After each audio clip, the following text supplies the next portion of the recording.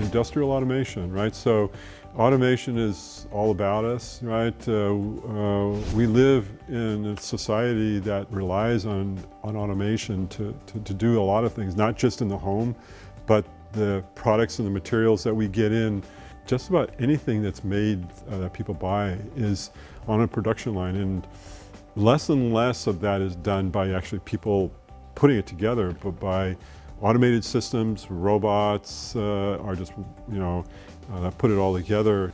Well, I've always had an interest for building things and taking things apart and putting them back together. And when I go off to college, I want to be an engineer. So I feel like taking this robotics class and going through the process of building a robot will really allow me to get a head start on that and really be able to gain some of the knowledge that will let me do that in the future. Right now I just want to be an engineer. It's helped me for the first time actually see what it's like to be an engineer. Because engineering involves chemistry, and you can go to chemistry class, but you never get the real taste of what it's like to be an engineer. We have Autodesk Inventor, which is an industrial grade software for designing three-dimensional solid models. And so they're designing on the computers with industrial grade software, and then we're taking the files over to the CNC or the machine shop, and we're producing parts that are very sophisticated, and they're building a robot out of very sophisticated materials. Every day I'm learning something new, whether it's welding, whether it's working on certain types of saws, working with wood, or it's 3D modeling.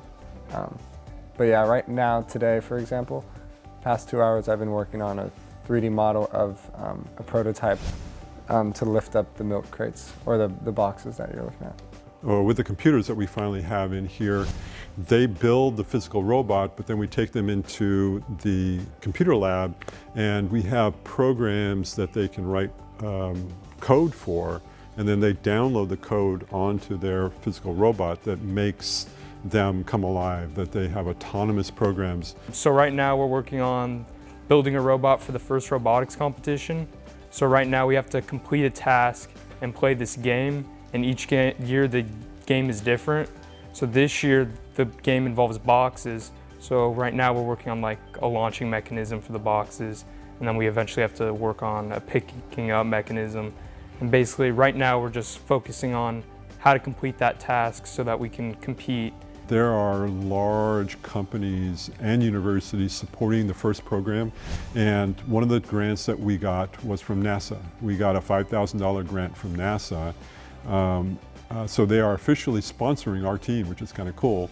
But also we got another grant from the Bryn Wasicki Foundation. He is one of the co-founders of Google. I think just the challenge, just being able to think and have to solve a problem, and just being able to work with other students and really just learning. I think that's the main thing I'd like to get out of this, and of course I've made some new friends, and that's always a nice thing. There's a diverse amount of people here. Like, I play football, there's people that never played a sport. I don't know, freshman to senior. It's really fun, and there's something for everyone to do. Students look at it as, we're going to build a robot. But you ask the people, the adults who support this, that coach and run this program, it's really not about the robot, it's about what they're learning while they're building that robot. It's about the journey, it really is. So.